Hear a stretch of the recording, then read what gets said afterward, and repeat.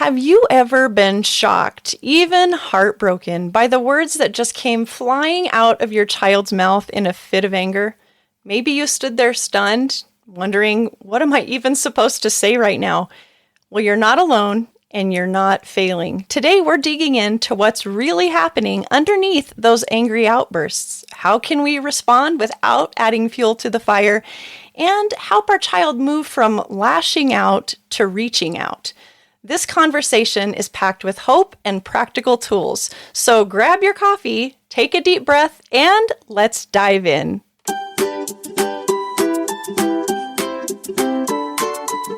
Welcome to Calm Connection Parenting, where we buckle up for the emotional roller coaster of raising intense and highly sensitive kids and discover some amazing things along the way. I'm your host, Jamie Kirkbride, a mom of 7, parenting coach, professional counselor, and your guide through the wild world of meltdowns, challenging behaviors, and big emotions. If you're exhausted and overwhelmed, feeling like you're always one step away from chaos, searching for a little calm in your day, then you're in the right place. Here, you'll find practical tools and faith-based strategies to transform your family. Together, we'll laugh, we'll learn, and we'll figure out how to turn those messy meltdowns into moments of connection. Let's jump in. Welcome back to the Calm Connection Parenting Podcast. Today's episode is one that I know so many of you have been waiting for. Because if you've ever felt stung by your child's angry words, or you've been just trying to get through their intense emotions, you're not alone. I'm thrilled today to be joined by Dr. Roseanne Campana-Hodge. She's a mental health trailblazer, an author, a podcaster, a parenting expert, and someone who truly understands what it's like to be on that emotional roller coaster with a highly sensitive child. Thanks for being with us, Dr. Roseanne. Well, I'm excited about this conversation because as we were talking about earlier, these are things that people don't talk about, and kids, all kinds of kids of all ages, everybody dysregulates. Yeah. And that means that kids can have big emotions or they could be shutting down, and we're not really empowering parents with how to handle it and most importantly, what to say. Right? That's right. And so this is a great conversation that I know will really benefit your moms and dads. Yes. Well, and it's one that's sometimes hard to bring up because I think sometimes when our child is struggling with verbal aggression, we feel as though we've done something wrong. So if we're going to talk about it, it really shines a light on something that maybe we fear being judged. But today we're going to talk about what's really happening underneath those angry, hurtful words. Maybe why a child's lashing out is actually a cry for help, and how you as parents can teach your child to cope, connect, and communicate in healthier ways. Because we don't have to stay stuck with power struggles or verbal battles. There really is a better way, and we're just going to jump right in and get started. Dr. Roseanne, can you tell me, when a child lashes out with hurtful words, what's really going on beneath the surface? Yeah. So I know it hurts when kids say cruel things or, use cuss words or, say things that really unsettle you in some way, shape, or form. But all behaviors, including those angry verbalizations, are breadcrumbs. Mm-hmm. They're there to help us understand what is really driving, what's going on underneath, right? Right. And yes, some kids are more prone to these things, right? I have a kid with PANS, which means that, he had a tick-borne infection and his body had a misdirected immune response, and that produced inflammation in his brain. And so he just wasn't as regulated. And I had to understand, and we'll talk about what to do about it. I had to understand when this was happening that in Max's case, it was about neuroinflammation, right? Mm-hmm. So when your child is dysregulating, and these are those behaviors, the anger, maybe they're being physically aggressive, maybe they're being verbally aggressive, maybe they're self-harming, scratching their faces or punching holes in the wall, right? Of course it's unsettling for us, but it's really unsettling for them, because I promise you, not one kid, doesn't matter if they're 21 or 5, wants to act that way. Their nervous system is stuck. So at the root cause is a nervous system dysregulation. And, to better understand what happens in the body, right, our body is designed to handle stress, right? It's called the autonomic nervous system, ANS. And it's composed of two parts. One is our parasympathetic state, which is a relaxed state. In theory, we should be there, adults, kids. That's where we all live, right? That's where we all live. I have my own PEMF device, PEMF, and I have it on right now because I need a little more regulation because I didn't sleep properly. Like, this is real world stuff, right? So I use different tools to regulate my nervous system, essential oils. I didn't pray this morning. That probably is going to not be a good thing for me. I prayed a couple times yesterday. So I was like, okay. But I was too sleep deprived to stick to my regular routine. But routines to regulate really help us. So when your nervous system gets stressed, it goes into a sympathetic dominant state. And so, I did something really silly today, which, because I was sleep deprived, I almost got out of my car without putting it in park mode. Yikes. I got myself a little freaked out Yeah. from that. I was like, Roseanne doesn't do that. So I was like, sit in this car for a minute before you go into the dentist's office. One, acknowledge you're sleep deprived, but you got to do a little breath work before you move on and reset yourself. And clearly it's in my mind, right? And so we talk about this, but we don't really think about this for our kids, right? So maybe you have a kid that is, parents will say to me, kids that are easily angered, they'll often say to me, they came out like that, right? I mean, they came out fiery. Yeah, fiery. You're a mom of 7. Your kids are all different, right? Oh, very. Very. Very different. Same genetics. And we've done so much of the same stuff, and they are still 7 very unique individuals. Yeah, we bring a lot to the table in terms of, and genetics don't define you, but you get little personalities. Maybe you see your sister in your child, or you see grandma or your uncle Tony, whatever it is, right? There's that part. I also believe in astrological signs, so you have that. You have your temperament, but they all have different experiences in the day. So maybe your child is a little more sensitive to sound, right? Right. So the sound dysregulates your kid. That sensory experience, your child is more prone to move into a sympathetic dominant state. So when we start, looking at the behaviors as clues, we don't personalize behavior. And I should back up and tell everybody I have a protocol called CALMS, CALMS, and they all mean something, but the A is avoiding personalizing. We'll go back to the C because it's really important, but we can't regulate our child first if we don't regulate ourselves. Right. And as I'm talking about today, I had to do some deep breathing because I basically almost got out of my car. Who knows what I actually, first thing I thought is I could have hurt somebody, right? That's the first thing. I don't think I've ever done something like that. And I was like, okay, you're not sleeping enough. You've got to take some care, but this isn't about me. It is. We got to think about our kids, right? So maybe on days when your child has PE, they're more dysregulated. Until we regulate ourselves, that's what the C is about. It's about co-regulating. Right. And how do you do that? You can't be as objective. And, if the Lord gave you a kid who's more prone to dysregulation, like my Max, guess what? Get over it and dig deep and work harder to regulate, because I didn't think I was going to get a dysregulated kid. Like, I did everything humanly possible, including we did pre-pregnancy detoxifications. Yeah. I use all these tools. But guess what? A tick bit my kid.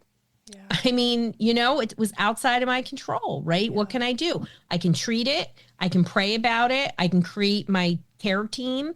So we have to be more objective as to what are those triggers, right? Maybe it's diet. Maybe it's sensory. Maybe you're dysregulated. Yeah.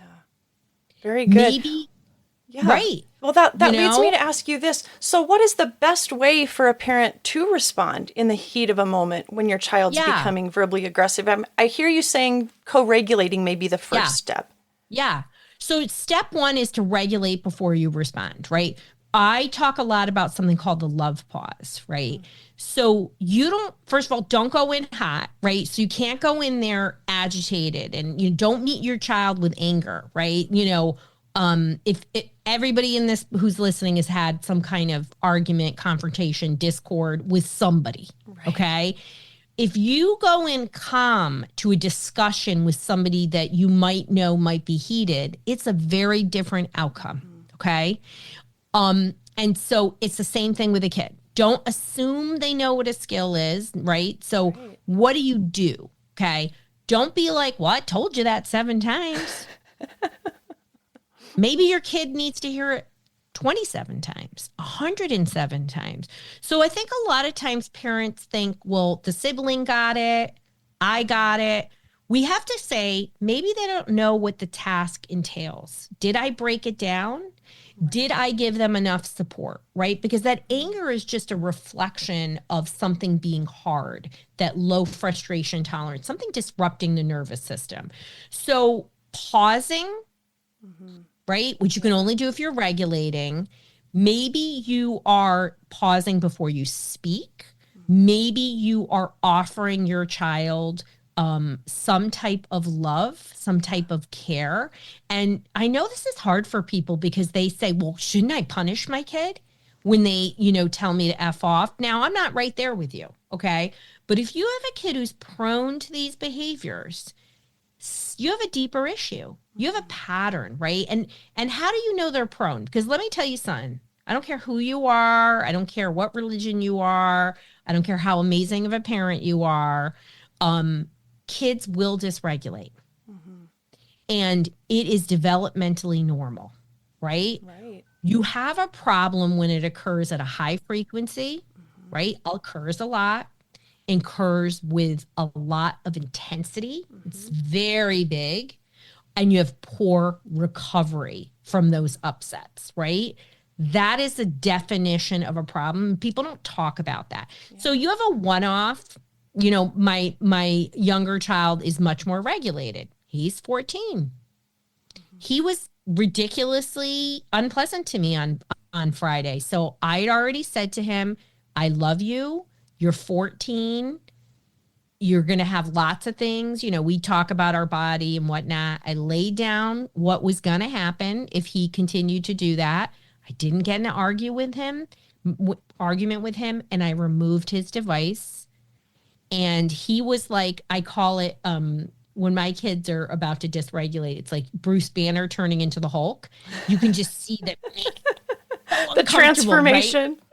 Right? It's that. And I'm like, get Bruce Banner back. So you could see he didn't want to talk to me. And I held the space. I didn't argue with him. I didn't lecture him. And he's an occasional dysregulator. He's not his brother who lives in that state, right? So what I had to do was just let him stew. And that's okay. I'm not going to personalize it. It's normal teenage behavior. I mean, it's like, why do I have to be mad at him? Why do we have to have a big, Now, his brother, now you have a kid who dysregulates a lot, right? You want to be more aware of what their triggers are. And actually, what I do is I lead with love with Max. When I see him dysregulating, I was like, see, you're having a hard time right now. Do you want a hug? And usually 9 times out of 10, it diffuses it. I let him kind of get his own regulation, and he's much older. And then I'm like, let me know if you want to talk about it.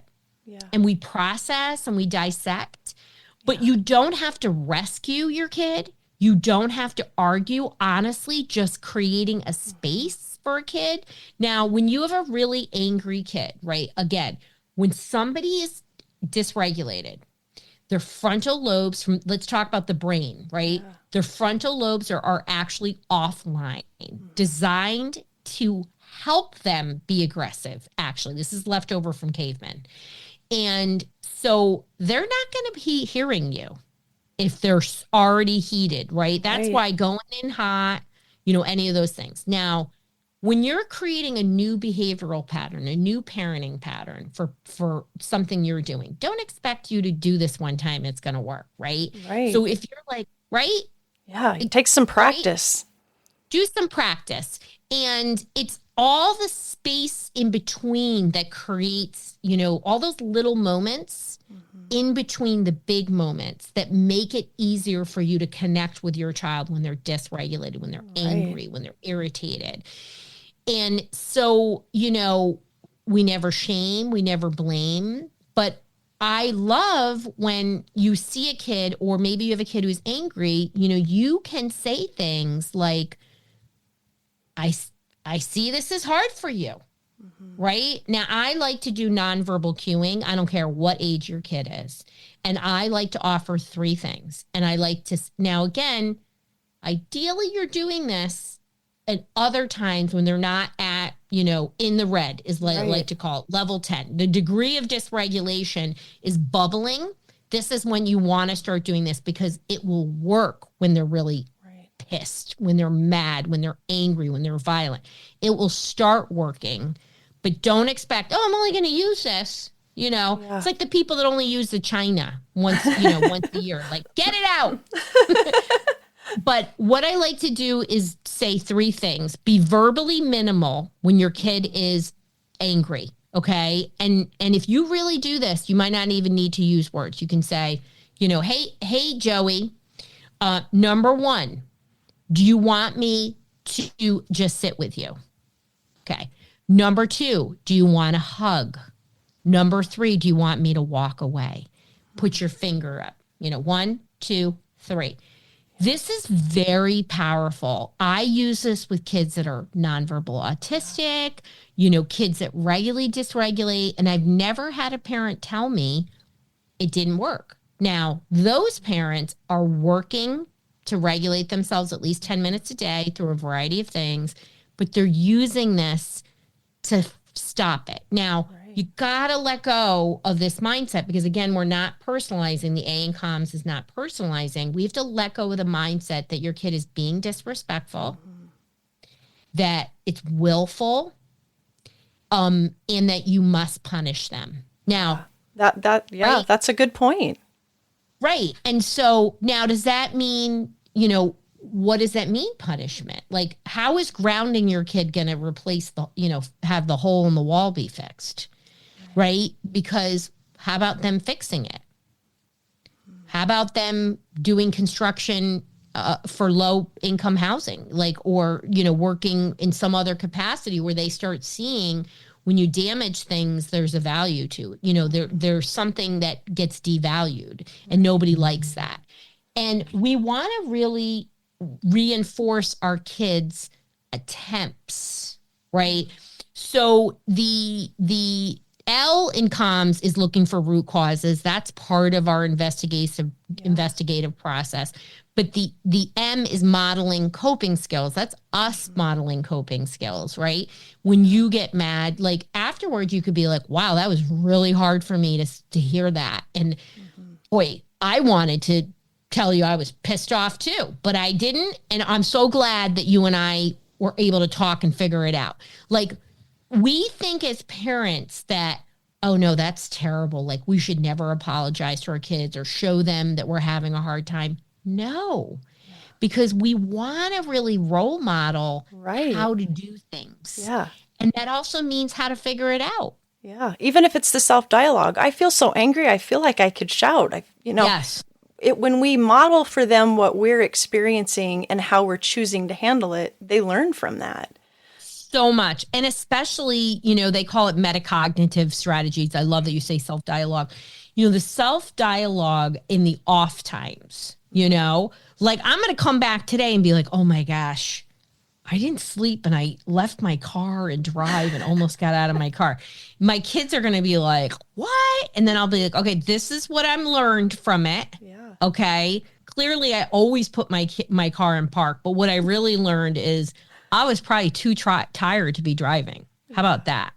Like, I wonder what else I could have did, like different things, like to get them to see. Now that's an extreme, but in the real world, we want to really show our kids, because the S in comms is support and reinforce, right? And I think this is the real hard part. So avoiding personalizing is real hard. I'd say that would be the hard part for me. I think that was the letter that stood out. Yeah, because he's telling you he hates you, or she told you. And I try so hard to be a good mom, and I do more for you than anybody. And I mean, you can come up with 10 reasons to negate what they just said if you take it personally. And, you can say, it's okay to be mad, but it's not okay to talk to me like that. Mm-hmm. But when you start trying to you think in that moment when your kid is telling you a jerk, they're going to tell you they love you. They're not. No. You're going to hear more of what you don't want to hear. Yeah. You know what I mean? But afterwards, like, so later that day, my kid who was mad at me, and, he said some stuff to me too. He didn't use swears or violent or whatever, but he was mad. And, it's even more, I even feel his madness, like when he gets angry, way more than his brother, because my younger son, JC, is like easy.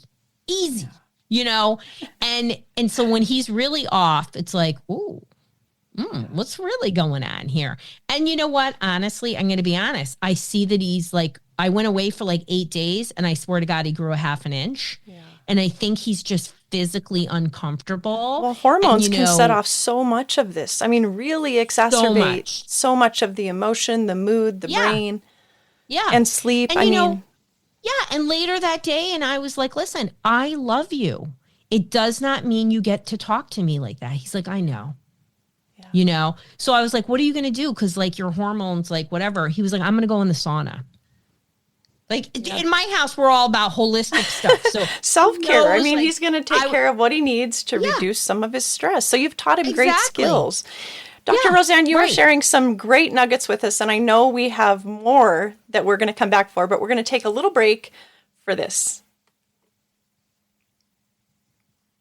Are your child's emotions and challenging behaviors pushing you to the edge? You're not alone. From constant struggles to emotional outbursts, it's easy to feel like you're just one step away from chaos.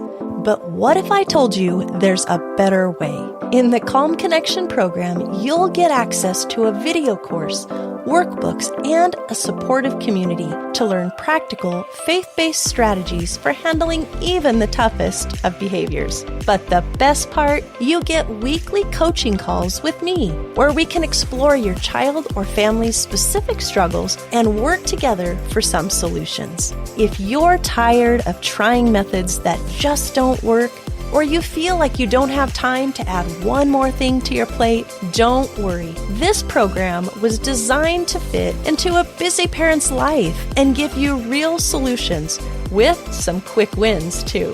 Ready to take the first step toward a calmer home? Visit calmconnectionparent.com and learn more about the Calm Connection coaching program. You've got this, and I'm here to support you. All right, you have shared some great nuggets with us, and the last thing we were talking about was, it's so easy to get stuck in the punishment, but our kids are really needing something so different in that moment. And showing understanding for their unique wiring, understanding some of their stress levels. And I'm guessing that there may even be some parents who are listening that are going to be wondering, well, is there any kind of consequence that's appropriate when a child is verbally aggressive? And I'm interested in how you would answer that. Yeah. I mean, first of all, we really have to think about, I definitely want to answer that question, but I want you to start thinking about what you're saying to kids in that moment, right? Mm-hmm. Like you can have limits and love, right? Mm-hmm. And so, you can say things like, I'm not going to let you hurt me with these terrible things you're saying, but I'm here for you to help you through this, right? And so you can have both of those sides. And the question about, how do I punish kids? Again, what are the natural consequences that are going to come from this, right? Now, your kid's already going to be ashamed. What's your goal here as a parent? You want this to stop. We don't want this to continue, right? Our system in the world, right? We've lots of jails. Yeah. Does punishment at that extreme level work? Who goes through jail and comes out better? And I'm being extreme, like in this example. And, certainly I believe in consequences. Look what I did. I took away a privilege from my kid. I didn't make a big deal out of it. I didn't lecture him. But when he was calm, we talked about it. You can say things to your kids like, let's take a break and come back later when we're both calmer. Yeah. And, I will often say to my kids, what do you think should be your consequence for this? Mm-hmm. And I let my kids make their own consequences. I love that. I use that as well. And I find, they make much harsher consequences than I ever would. That's what I have discovered. And when you make a practice of it, it really does grow trust between you. And they start taking some ownership in the fact that this isn't about getting in trouble. It's about making something right when you've done wrong or when it's gone wrong. Now how can I make it right? And that's the skill we want them to take into adulthood. You want them to regulate and make good choices when you're not around. Right. And what I have found is, even for my occasionally and frequently dysregulated kid, I pose questions in calm moments, not when they're dysregulated. I'm seeing a pattern here, right? What do you think we could, do? What do you think you should do differently? And those really become the moments where kids move from external, needing external reinforcement, because the S is about supporting and reinforcing and needing a lot of reinforcement. But on the other side of that is kids moving from needing constant, support and pointing out and guidance, which is okay. And everyone's different in how they get there. But it's really about getting to move to that intrinsic motivation, right? We all want our kids to do things because it's the right thing to do. And fear and discipline isn't going to get them there. What's going to get them there is experiences that they mess up on, but you're creating a safe space for that to happen. Right. And, certainly if you have a highly aggressive kid, let's look at some of those root causes. Like, has something happened traumatic? Are you living in a home where your partner is verbally or physically aggressive? Don't expect your kids to not be aggressive if that's occurring. Right? That's a good point. Use a lot of threatening language. If you don't clean your room, blah, blah, blah, blah. All of us have done that. Trust me. Okay. Or those consequences in the middle of the meltdown. That's it. You lose TV. That's it. That's it. Yeah. And your computer I worked with a family that kept threatening to send their kids to boarding school. And they were uncharacteristically horrible parents, like horrible parents. And I actually said to them, your kids would be safer being in a boarding school than with you. Yeah. Because they just were angry. Then they were mad at their kids for being angry. Then they kept threatening them. And the kids would just amp up the anger and it was just a terrible situation. Yeah. But punishment is not going to reset them. Right. It's going to make them either overstimulated or understimulated. And those aren't the behaviors that we want to see from our kids. And I know this is a cultural shift because, when we were parented, it's a lot more discipline, right? Right. You wouldn't do it again because you feared the punishment. Right. It was kind of the old philosophy. It's the old philosophy. And we know better, we can do better. Yeah. And we know that, just think about it. The other things like possible situations that could be dysregulating your kids is kids are really dysregulated in general. So maybe your kid is more sensitive, more of an empath, and they're actually picking up other kids' dysregulation. And maybe they're holding it together all day at school and they're just dysregulating at home. And maybe you need to say, okay, what's going on here at school? Are there kids like, oh yeah, you sat, your kid is so kind. They sat next to a kid who was really angry and irritated, and your kid's a helper, but then that was causing them to dysregulate. Or maybe your kid has a learning problem or attention problem. So, because that's another thing. People think their kids are being manipulative because they're good at school and they're dysregulated at home. We've really got to think about why. Yeah. Why is that happening without punishing our kids and being much more of a detective? You can only do that when you regulate. Right. Really approaching it with curiosity and how hard they've had to work to hold it together to finally arrive in their safe space and feel like they can let down just enough that then it falls apart. Yeah. That's so important. And kids, when you talk to kids, you can say, why are you doing this? They're going to go, I don't know. But sometimes in these conversations, you start understanding, okay. Tell me about your day. What was the hardest part of your days? Yeah. Is there a part of your day that feels more stressful than others? Some of those open-ended questions. Yeah. Who are you sitting with? What's your favorite thing about them? Yeah. And then they're like, well, I don't know. I don't really know if I have a favorite thing. Oh, what does that mean? Like, they're in trouble all day, or maybe your kid's the one getting in trouble all day. Or they feel like they were in trouble, perceived that they were in trouble when maybe they weren't. Those are all such important things to explore. Maybe they have a really critical teacher. I love teachers, but I say all the time about 10% of teachers are teachers because they can control other people. Also, teachers have their hands full. Yeah. And so you might have a teacher who's more negatively focused. Right. And again, you've got a kid who's sensitive. So And there's so many different reasons, but there's also ways to help your kids regulate and help regulate the nervous system so they're less. What I think the biggest takeaway is, how can we be proactive in our words and actions to pull down these tough moments? That's what I was going to ask you. How, what kind of coping strategies or skills can we teach them in these moments? What can they draw from? Yeah. I mean, so your words matter. And you just holding that space teaches them to create a space for themselves. Yeah. But the ways that we can really help our kids self-regulate is actually doing the proactive things, doing breath work, doing nature walks, having time without devices for the whole family, and then pointing out when they are coping. Oh, I saw that was hard. Yes. But I saw that you took a lot less, you were much quicker in recovering. What do you think was different?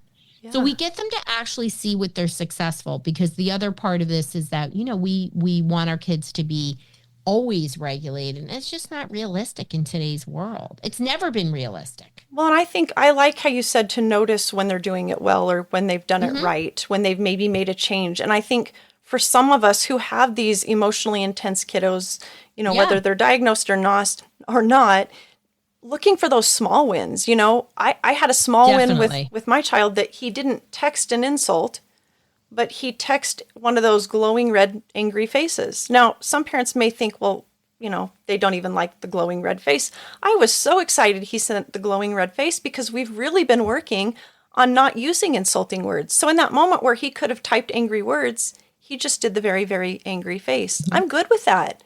Noticing that for them. You know what? Yes. I know you were really angry, but you controlled yourself. You didn't say anything hurtful, and you communicated that you were angry. Yeah. And I love to ask kids, like, why do you think that was easier for you today? And they might say, I don't know, and say, oh, well, you know what? I think that you had a really healthy breakfast today. And I noticed you weren't on your device, whatever. Get them to connect the dots for themselves. Just like my kid said, I think I need to go in the sauna, because somewhere in his brain, well, he hears me going, I'm on the other side of the hormone. And so he goes, I think you need to go in the sauna today. That's what he told me this morning. That's great. And I said, I think you're right, JC. That's great. So I love when they give me advice too. Yeah. And let me tell you something. The other part is when you start having these conversations with your kids, you got to be open to them helping you. That's right. And I love that. Like, I think you need a break from your computer, my kids will tell me. You're right. I do. I hadn't even thought of that yet. Well, Dr. Roseanne, you've shared wonderful things with us today. I know some of our listeners are going to be wondering how they can connect with you. So where's the best place for them to connect? Yeah, the best place is just to go to my website, and it's drroseann.com. It's drroseann.com. And you can learn about my podcast and the different ways that I support people. And there's lots of free resources and other ways to work with me there. Absolutely. And I want to tell you this. I am happy to announce that Dr. Roseann Kapana-Hodge will be one of our featured speakers at our upcoming Calm Connection Parenting Summit. And parents, you are invited to attend this online summit May 13th through May 16th. Online, Dr. Roseann is one of these speakers who will be talking about how to help us understand our child's wiring and how it can completely transform the way that you handle those tough moments. So this summit is 4 powerful days of incredible featured parenting experts that are going to be sharing different aspects of parenting and some of the challenges that you may face. And if you're raising a child who's highly sensitive, uniquely wired, emotionally intense, maybe struggling with those big behaviors, you're going to want to check this out because there's so much good information there. If you're overwhelmed, isolated, or just craving real practical help that actually fits your family's needs, this summit was designed for you. So you're going to want to check out calmconnectionparent.com/summit. You'll hear from top experts, get real life strategies, and walk away feeling equipped and ready for even those tough moments, supported, encouraged, and not judged. So grab your free ticket, calmconnectionparent.com/summit, or check out the show notes and the link will be there. You won't want to miss this.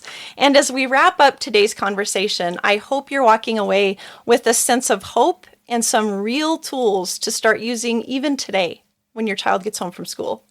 Remember, your child's angry words don't define them and they don't define you. Dr. Roseann, thank you so much for giving us these practical and powerful tools today and for reminding us that behind every angry outburst is a child who's maybe asking for help, maybe hurting, and needs our help, not punishment. Parents, if you have the power to teach, model, and build these coping skills in your child, I encourage you to step up and do it so that your child can reach out for help instead of lashing out. It all starts with small steps and a whole lot of patience and grace. So keep going even when it feels hard. And remember, if you want to hear more from Dr. Roseann, be sure to get your ticket to the summit. She has a great session there, calmconnectionparent.com/summit, and you can learn more from her there. As always, stay curious, stay connected, and keep building that calm, confident connection that your child needs most.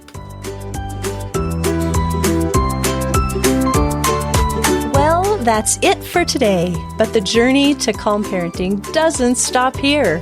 If you are nodding in agreement, laughing, or maybe even crying, don't worry, we've all been there. Make sure to share this podcast with a friend who might need it too. Don't forget to connect with us at parentingwithpersonality.com. or join our Parenting with Personality Facebook group. I'd love to support you there. And until next time, you've got this. Just keep calm and parent on.